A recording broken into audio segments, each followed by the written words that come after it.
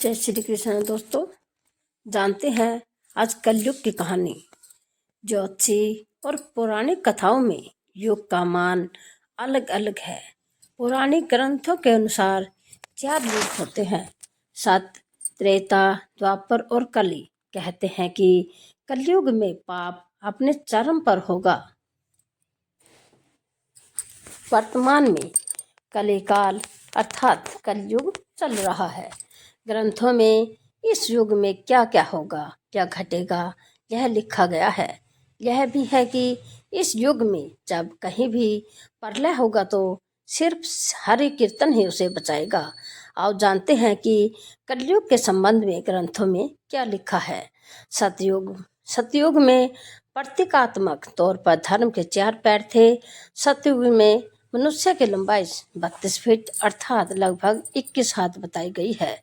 इस युग में पाप की मात्रा 0% विश्वा अर्थात 0% होती है। पुण्य की मात्रा 20 विश्वा अर्थात 100% होती है। राजा हरिश्चंद्र हुए थे। हरिश्चंद्र ने सत्य के लिए खुद के परिवार और अंत में खुद का बलिदान दे दिया था। त्रेता युग। त्रेता युग में धर्म के 3 पैर थे। इस युग में मनुष्य की लंबाई 21 फीट अर्थात लगभग 14 हाथ बताई गई है। इस युग में पाप की मात्रा 5 विश्वा अर्थात 25% होती है और पुण्य की मात्रा 15 विश्वा अर्थात 75% होती है। इस युग में विष्णु का वामन और राम अवतार हुआ था। असुर राज बाली ने 3 पग में धरती दान कर दी, जबकि राक्षस राज रावण से सीता का अपहरण करने के बाद भी उन्हें छुआ तक नहीं। द्वापर। द्वापर में धर्म के 2 पैर ही रहे। इस युग में मनुष्य की लंबाई 11 फुट अर्थात लगभग 7 हाथ बताई। इस युग में पाप की मात्रा 100 विश्वा अर्थात 50% होती है, जबकि पुण्य की मात्रा 10 विश्वा अर्थात 50% होती है। मतलब यह है कि इस युग में आधे मनुष्य पापी और आधे पुण्यात्मा थे। इसी युग में महाभारत का युद्ध हुआ था। यह युद्ध धर्म युद्ध ही था। कृष्ण ने धर्म की रक्षा की थी। कलियुग। द्वापर में 2 पैर और अब कलयुग में धर्म के पैरों का कोई नामो निशान नहीं है। धर्म अब पग्गू बन गया है। इस युग में मनुष्य की औसत लंबाई 5 फीट 5 इंच अर्थात लगभग 3.5 हाथ बताई गई है। इस युग में धर्म का सिर्फ 1/4 अंश ही रह जाता है। इस युग में पाप की मात्रा 15 विश्वा अर्थात 75% होती है, जबकि पुण्य की मात्रा 5 विश्वा अर्थात 25% होती है। लेकिन वर्तमान में देखा जा रहा है कि कलयुग अपने चरम पर है। यह जो 25% पुण्य की मात्रा बताई गई है, यह अब कहीं भी नजर नहीं आती। महज 5% ही पुण्य कहीं बचा होगा। अब तो चारों तरफ पाप ही पाप नजर आता है। हम जानते हैं कैसे। कलयुग का वर्ण कृष्ण की नजर में कलयुग का वर्ण करते हुए श्री कृष्ण कहते हैं कि कलयुग में ऐसे लोगों का राज्य होगा जो दोनों ओर से शोषण करेंगे, बोलेंगे कुछ और करेंगे कुछ, मन में कुछ और कर्म में कुछ। ऐसे ही लोगों का राज्य होगा। इसी प्रकार कलयुग में ऐसे लोग रहेंगे जो बड़े ज्ञानी और ध्यानी कहलाएंगे। वे ज्ञान की चर्चा तो करेंगे, लेकिन उनके आचरण राक्षसी होंगे। बड़े पंडित और विद्वान कहलाएंगे, किंतु वे यही देखते रहेंगे कि कौन सा मनुष्य मरे और हमारे नाम से संपत्ति या पद कर जाए। कलयुग का मनुष्य शिशुपाल हो जाएगा। कलयुग में बालकों के लिए ममता के कारण इतना करेगा कि उन्हें अपने विकास का अवसर ही नहीं मिलेगा। मोह माया में ही घर बर्बाद हो जाएगा। किसी का बेटा घर छोड़कर साधु बनेगा तो हजारों व्यक्ति दर्शन करेंगे, किंतु यदि अपना बेटा साधु बनता होगा तो रोएंगे कि मेरे बेटे का क्या होगा। इतनी सारी ममता होगी कि उन्हें मोह माया और परिवार में ही बांध कर रखेंगे और उसका जीवन वही खत्म हो जाएगा। अंत में बेचारा अनाथ होकर मरेगा। कलयुग में धनाढ्य लोग लड़के लड़की के विवाह में मकान के उत्सव में, छोटे बड़े उत्सवों में तो लाखों रुपए खर्च कर देंगे, परंतु पड़ोस में ही यदि कोई भूखा प्यासा होगा तो यह नहीं देखेंगे कि उसका पेट भरा है या नहीं। उनका अपना ही सगा भूखा भूख से मर जाएगा और वे देखते रहेंगे। दूसरी ओर मौज मदिरा मांस भक्षण सुंदरता और व्यसन में पैसे उड़ा देंगे, किंतु किसी के दो आंसू पहुंचने में उनकी रुचि न होगी। कलयुग में मानव का मन नीचे गिरेगा, उसका जीवन पतित होगा। यह पतित जीवन धन की शिलाओं से नहीं रुकेगा, न ही सत्ता के वृक्षों से रुकेगा, किंतु हरि नाम के एक छोटे से पौधे से, हरि कीर्तन के एक छोटे से पौधे से मनुष्य जीवन का पतन होना रुक जाएगा। कलयुग का वर्ण पुराणों में लिखा है कि जो व्यक्ति संगठन या समाज वेद विरुद्ध आचरण कर भारत की धार्मिक और सांस्कृतिक एकता को खंडित करेगा, उसका आने वाले समय में समूल नाश हो जाएगा। पुराण काल मानते हैं कि जैसे जैसे कलयुग आगे बढ़ेगा, वैसे वैसे भारत की गद्दी पर वेद विरोधी लोगों का शासन होने लगेगा। ये ऐसे लोग होंगे जो जनता से झूठ बोलेंगे और अपने कुतर्कों द्वारा एक दूसरे की आलोचना करेंगे, और जिनका कोई धर्म नहीं होगा। ये सभी विधर्मी होंगे। ये सभी मिलकर भारत को तोड़ेंगे और अंततः भारत को एक अराजक भूमि बनाकर छोड़ देंगे। नंबर 2, ज्यों ज्यों घोर कलयुग आता जाएगा, त्यों त्यों सौराष्ट्र अवंति अधीर सूर अर्बुद और मालव देश के ब्राह्मण गण संस्कार शून्य हो जाएंगे तथा राजा लोग भी शुद्ध तुल्य हो जाएंगे। अपनी तुच्छ बुद्धि को ही सावत समझकर कुछ मूर्ख ईश्वर की तथा धर्म ग्रंथों की प्राणिकता मानने का दुस्साहस करेंगे। इसका अर्थ है कि उनके पाप जोर मार रहे हैं। जब सभी वेदों को छोड़कर संस्कार शून्य हो जाएंगे, तब सिंधु तट, चंद्रभाग का तटवर्ती प्रदेश, कौंतीपुरी और कश्मीर मंडल पर प्राय शूद्रों का संस्कार, ब्रह्मतेज से हीन नाम मात्र के द्विजों का और मलेच्छों का राज होगा। सबके सब राजा आचार विचार में मलेच्छ प्राय होंगे। वे सब एक ही समय में भिन्न भिन्न प्रांतों में राज करेंगे। ये सब के सब परले सिर के झूठे अधर्मी और सवलभ दान करने वाले होंगे। छोटी बातों को लेकर ही ये क्रोध के मारे आग बबूला हो जाएंगे। ये दुष्ट लोग स्त्री, बच्चों, गौ और ब्राह्मणों को मारने में भी नहीं हिचकिचाएंगे। दूसरे की स्त्री और धन हथियार लेने से में ये सदा उत्सुक रहेंगे। न तो इन्हें बढ़ते देर लगेगी और न घटते। इनकी शक्ति और आयु थोड़ी होगी। राजा के वेश में ये मलेच्छ ही होंगे। वे लूट खसोट अपनी प्रजा का खून चूसेंगे। जब ऐसा शासन होगा तो देश की प्रजा में भी वैसा ही सद्भाव, आचरण, भाषण की वृद्धि हो जाएगी। राजा लोग तो उनका शोषण करेंगे ही, आपस में वे एक दूसरे को उत्पीड़ित करेंगे और अंततः सबके सब नष्ट हो जाएंगे। भागवत पुराण भविष्योत्तर पुराण अनुसार ब्रह्मा जी ने कहा है, हे नारद, भयंकर कलयुग के आने पर मनुष्य का आचरण दुष्ट हो जाएगा और योगी भी दुष्ट चित्त वाले होंगे। संसार में परस्पर विरोध फैल जाएगा। द्विज दुष्ट कर्म करने वाले होंगे और विशेषकर राजाओं में चरित्रहीनता आ जाएगी। देश देश और गांव गांव में कष्ट बढ़ जाएंगे। संत जन दुखी होंगे। अपने धर्म को छोड़कर लोग दूसरे धर्म का आश्रय लेंगे। देवताओं का देवत्व भी नष्ट हो जाएगा और उनका आशीर्वाद भी नहीं रहेगा। मनुष्यों की बुद्धि धर्म के से विपरीत हो जाएगी और पृथ्वी पर मलेच्छों के राज्य का विस्तार हो जाएगा। महर्षि व्यास जी के अनुसार कलयुग में मनुष्यों के वर्ण और आश्रम संबंधी प्रवृत्ति नहीं होगी। वेदों का पालन कोई नहीं करेगा।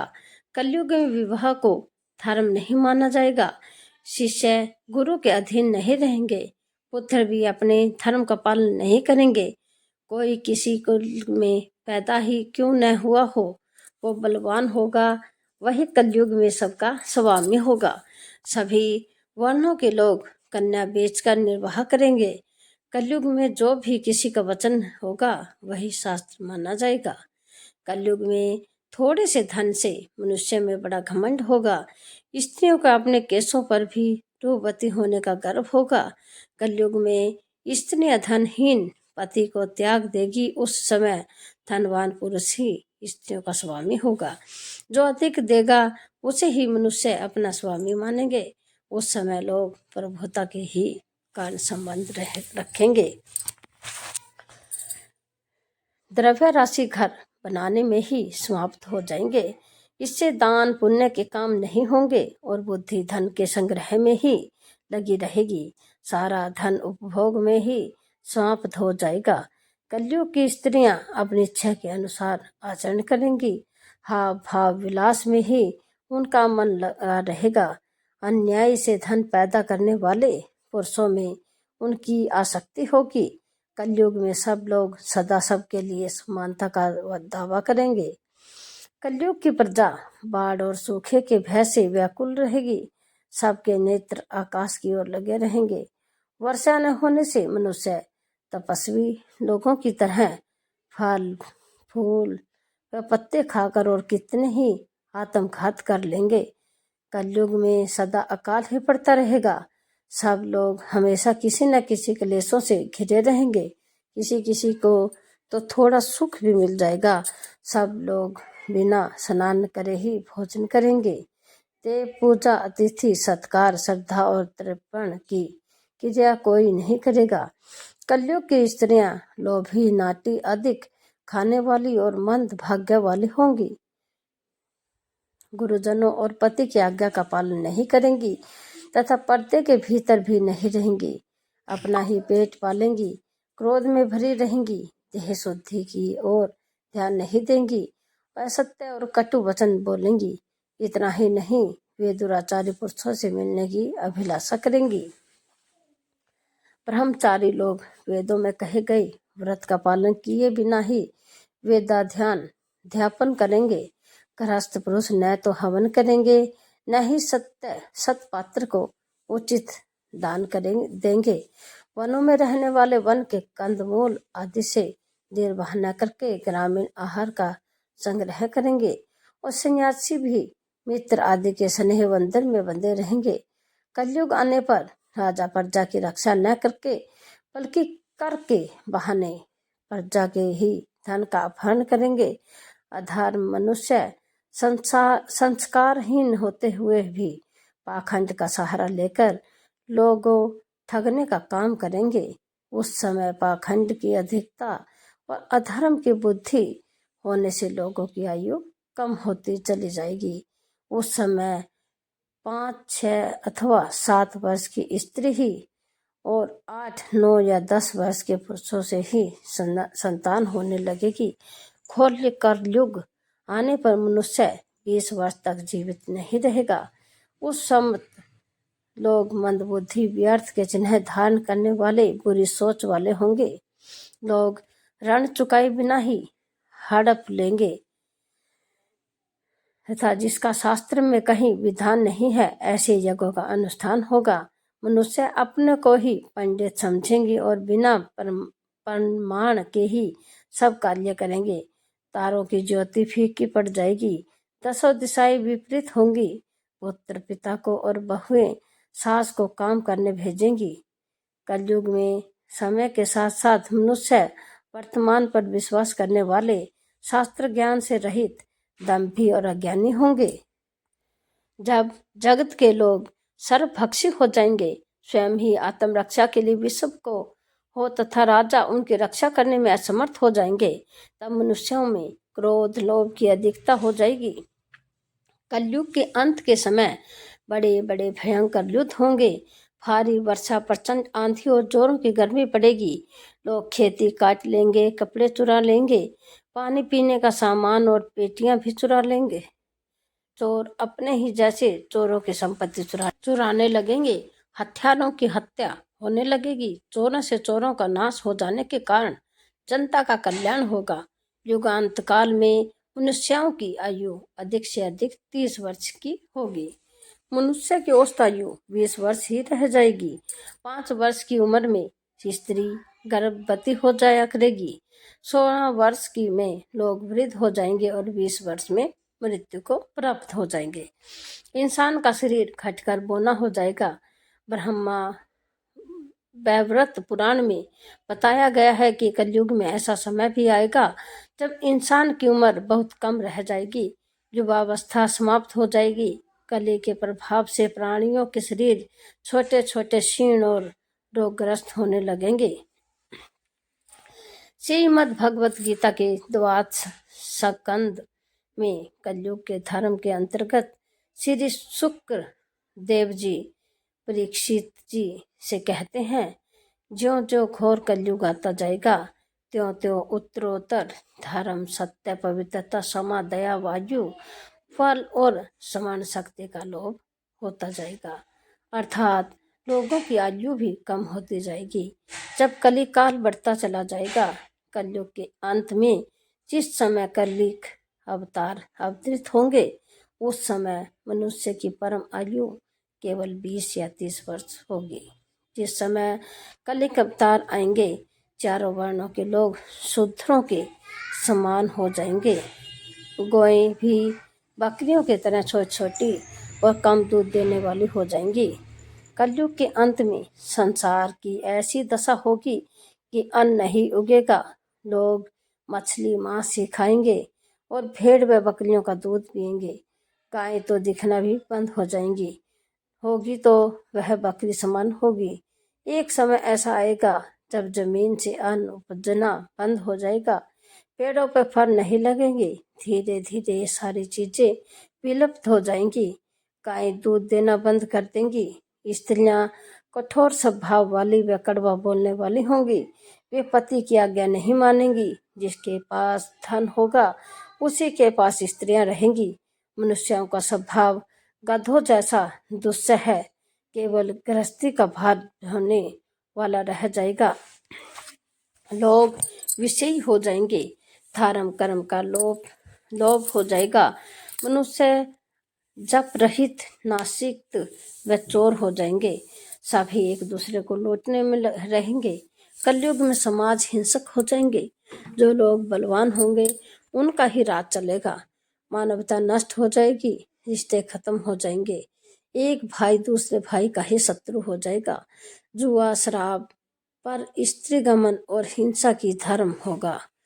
पुत्र पितृवधः कृतवा पिता पुत्रवधः तथा निरुद्ध वेदो बृहदवादीन निंदा मुपलप्स्यते मलेच्छीभूत जगत सर्व भविष्यति न संशय हस्तो हस्त परिमुसेद युगान्ते समुपस्थिते। पुत्र पिता का और पिता पुत्र का वध करके भी खुश नहीं होंगे। अपनी प्रशंसा के लिए लोग बड़ी बड़ी बातें बनाएंगे, किंतु समाज में उनकी निंदा नहीं होगी। उस समय सारा जगत मलेच्छ हो जाएगा। इसमें संशय नहीं होगा। एक हाथ दूसरे हाथ को लूटेगा। कलयुग में लोग शास्त्रों से विमुख हो जाएंगे। अनैतिक साहित्य ही लोगों की पसंद हो जाएगी। बुरी बातें और बुरे शब्दों का ही व्यवहार किया जाएगा। स्त्री और पुरुष दोनों ही अधर्मी हो जाएंगे। स्त्रियां पतिव्रत धर्म का पालन करना बंद कर देंगी और पुरुष भी ऐसा ही करेंगे। स्त्री और पुरुषों से संबंधित सभी वैदिक नियम विलुप्त हो जाएंगे। अंत में इस घोर कलिकाल से बचने का एकमात्र तरीका यह है कि व्यक्ति को वेदों की ओर लौट आना चाहिए और हर समय हरि कीर्तन करके खुद को सुरक्षित रखना चाहिए। जो व्यक्ति धर्म से विमुख होकर रहेगा वह कहीं भी कभी भी अकाल मौत को प्राप्त होगा। यह हर समय दुख और संकटों से ही घिरा होगा। इस कलयुग में श्री खाटू श्याम का ही नाम होगा। जय श्री श्याम। जय धन्यवाद।